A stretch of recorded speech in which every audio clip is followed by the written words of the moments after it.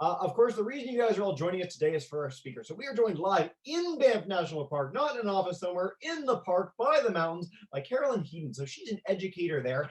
And so we've done a series of presentations on bison before, but today we're going to go on a little bit of a tour looking for them and see what we might be able to find a little bit about the amazing science that happens in the park. So without further ado, I'm going to turn it over to Caroline. Thank you so much for joining us, and take it away. Go for it. You're good to go. Hi, everybody. Oh my gosh, this is so exciting.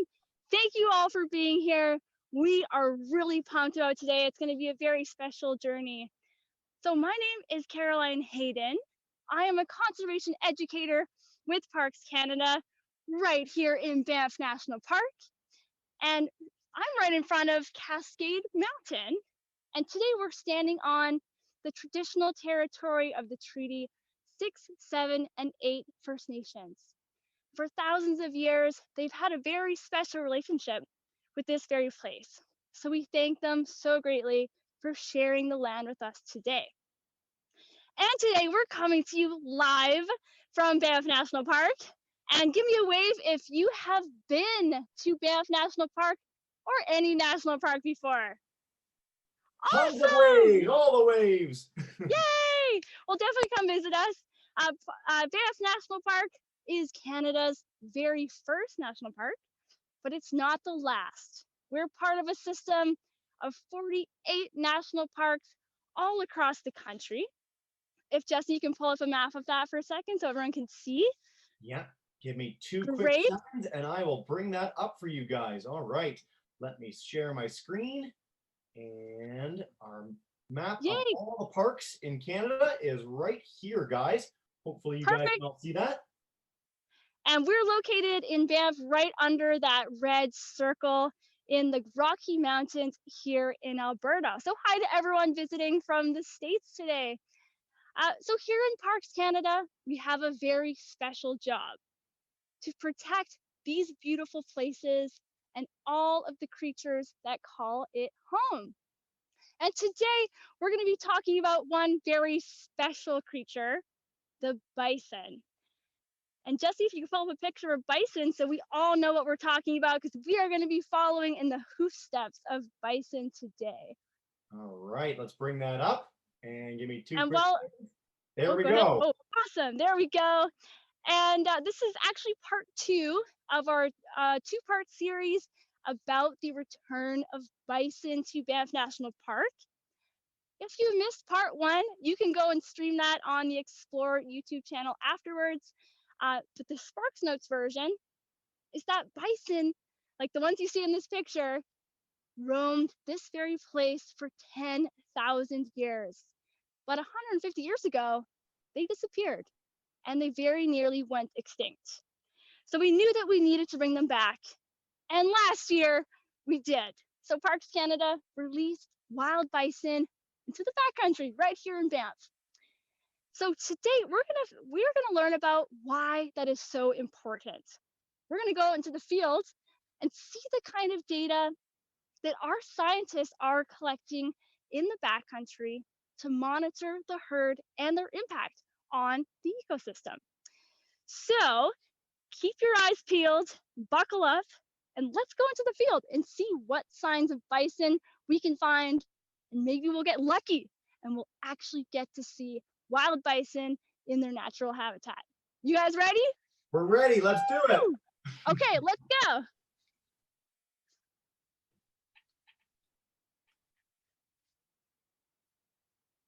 Hey guys, I think I see something floating in that tree. Let's go see what it is.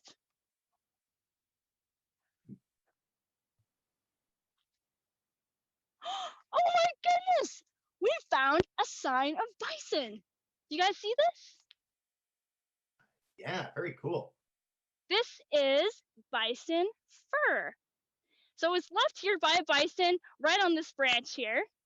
I actually brought a little bit more so we can get a closer look. Look at this beautiful fur. So bison fur is really special. You can see here, it's so soft and squishy. It's like a beautiful wool sweater. So bison will grow a nice wool coat every winter. but they don't need it in the springtime. So they'll actually shed it and it will come off in giant clumps just like this one. And then birds will actually come and pick up big clumps of fur like this and use it to line their nest. And Jesse, if you could pull up a quick picture of that so you can see it in action.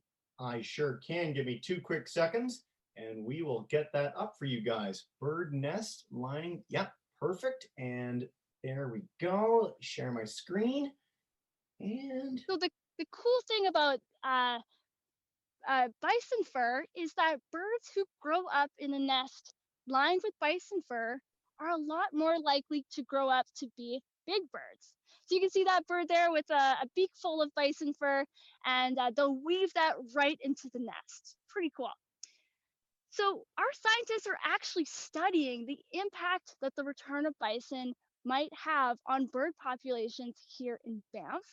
So we'll come out to places like this every springtime when the birds are coming back during their migration, and we'll record the bird songs.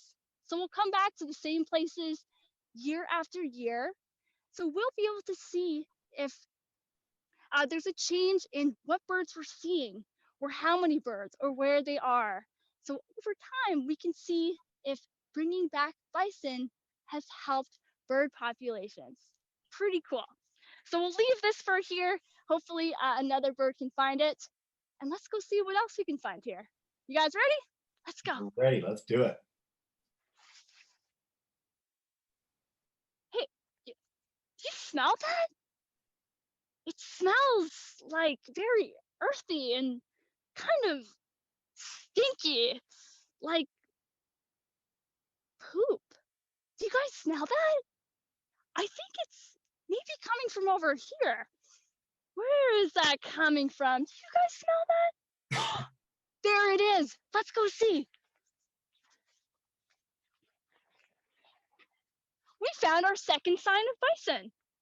Check this thing out. This is bison poop, or bison dung, or scat as we like to call it. As you can see here, it is pretty big.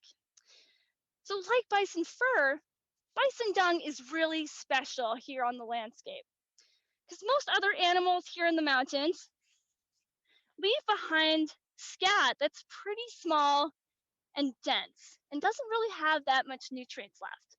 So for example, this is a deer pellet.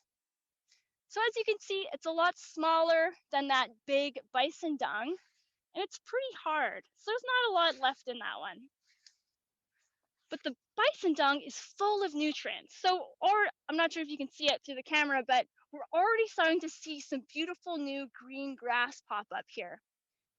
Because there's so much nutrients left in the bison dung, it's kind of like putting fertilizer on your garden.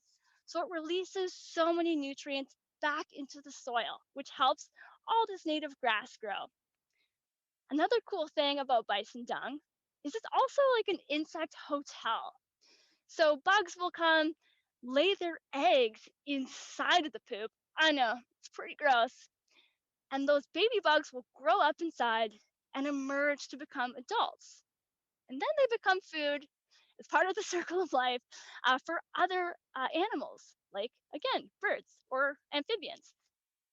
And Jesse, you have another picture of a bison scat, or a bison scat with insects. So you can pull that one up. Sure do, and we'll bring that up in just a second. Let's get this guy up. There we go. Looks like they're mating on the poo as well. Yeah, it's pretty gross, but they love it. And you'll also see birds or other animals coming and actually eating the bugs right out of a piece of bison dung.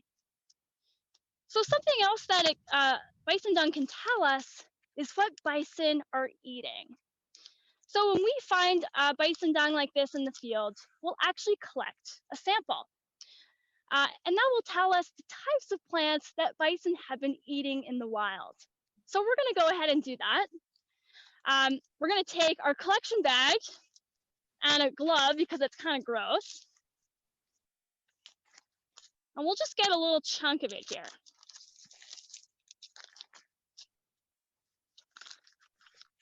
Now we'll take this back to the lab, and then we can analyze it to see the types of species that these bison have been eating. And so far we know that it's all these beautiful mountain grasses and leafy plants like fireweed, which is a type of flower that's really pretty. So we'll take this back to the lab and see what it tells us about our Banff bison herd. So that was our second sign of bison dung. Let's see what else we can see.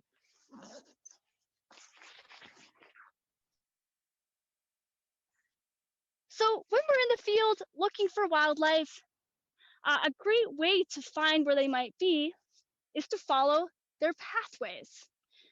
So we'll look for game trails, which are look a lot like human trails. We're on one right now, but they're made by wildlife. So let's walk along here and see where it leads us.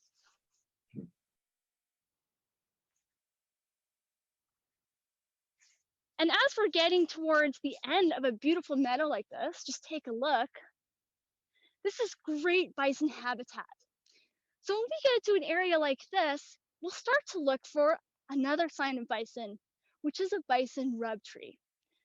Now I see some trees on the edge here, and there's one right there that I think actually is a rub tree. Let's go show you. Oh my gosh, this is so neat. So take a look. We see more bison fur. We see that beautiful soft fur. And there's also this opening in the bark. So you can see some sap running here. Now, how this forms is that bison will come and rub up against whatever they can find when they have an itch. And sometimes that's a tree. Now, over time, they'll actually open up the bark and they may eventually push over the tree, or the tree might end up dying, which is bad news for the tree, but great news for all of this beautiful grassland habitat that bison and other grazers depend on, like elk or ground squirrels. And our scientists are actually measuring how bison are changing the vegetation that we're seeing here in the park. So we're using some pretty cool high-tech drone technology to do a before and after survey to see how bison are altering the vegetation that we're seeing on the landscape.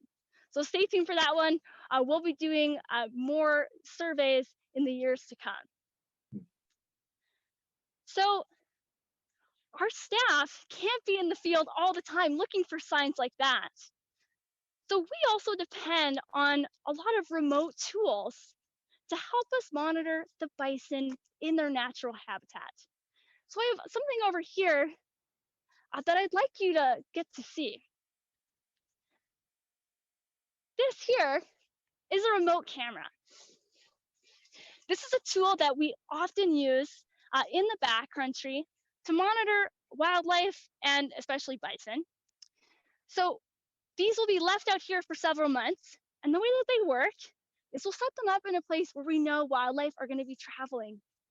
And when they do, they'll trigger this sensor here, and it will take a picture. And then when our staff are traveling in the backcountry, we'll come and check this camera. So what we'll do is we'll open it up. We'll check to make sure there's enough batteries.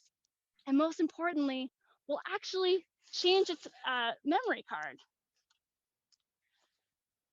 So this memory card will hold all kinds of juicy details on the types of wildlife that are using this area, any kinds of interactions between wildlife, and how healthy the bison are. So I'm going to take this back to our office so we can analyze the photos.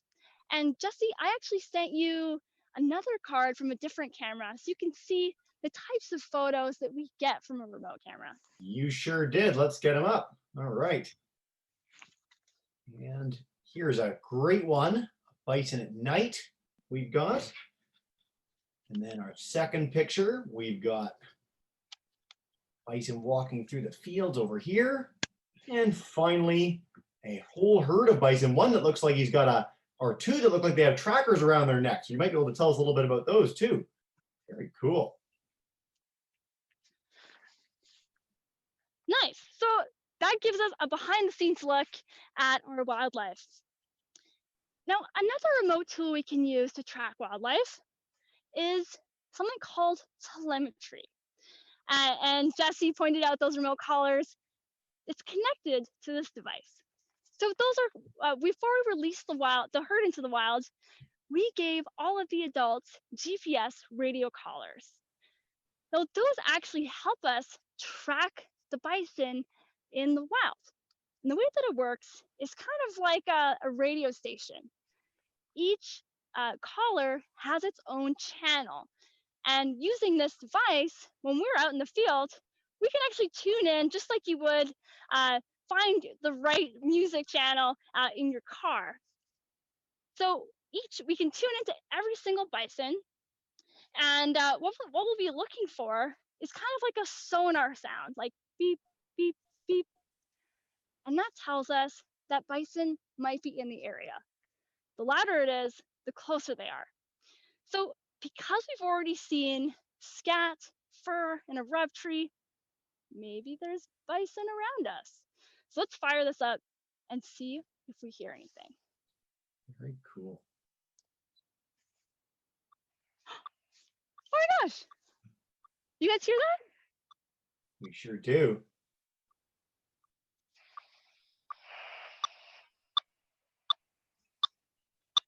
Okay, wow, we're getting a signal already.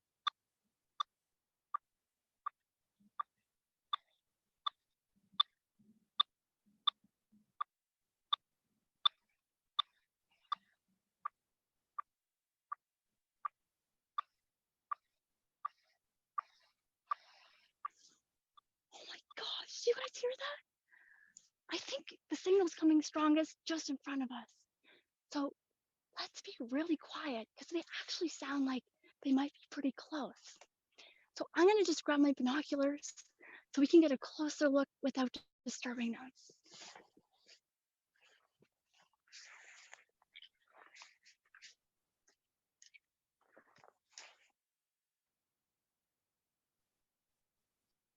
Oh my God. There's bison just over there. I'm seeing a small herd and you can't see through this tiny camera, but I'll take a picture with my binoculars and they're attached to Wi-Fi. So I'll send a picture to Jesse, he'll pull it up, and then you can see what I'm seeing through the binoculars.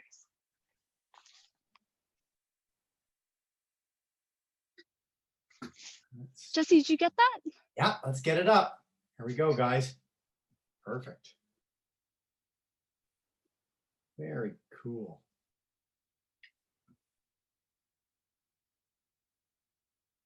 Right. Look at that. Amazing. So guys, can you count how many bison are in that herd? And if there are any babies? I think I might be seeing a couple. Let's see if we can count together, guys. All right. Got a few with a few babies. And if they're, Jesse, can you pick a classroom and tell us what they're seeing? I sure can. Give me 2 quick seconds. All right. Let's pull up. Oh, we had a class just joined us too. Hi, guys. All right. Well, let's pick up Miss Warren's class. What do you guys think? How many bison are in that? Were in that picture? Don't all yell at once. 7. I heard 7. I heard 8. Did you guys say 8? 8. How many? Yeah, 6. Oh, we got 6 now. It's decreasing. And how many babies? How many babies, guys? 2. All right. So somewhere between 6 and 8 with 2 babies, Carolyn. Cool. That's what I'm seeing too. I'm seeing about 6 adults and a couple of babies. So they would have been born this past spring. Pretty neat. So whenever we're in the field, we get a visual observation like this. We'll collect some information about what we're seeing, like the number of bison, if they have any ear tags that we can see, and how healthy they are. So these guys are all looking nice and healthy. They have a good winter coat coming in. So we don't want to disturb them. So what we're going to do is we're just going to let them do their thing. We'll take a step back there, and then we can talk a bit more about it. Wow, so cool.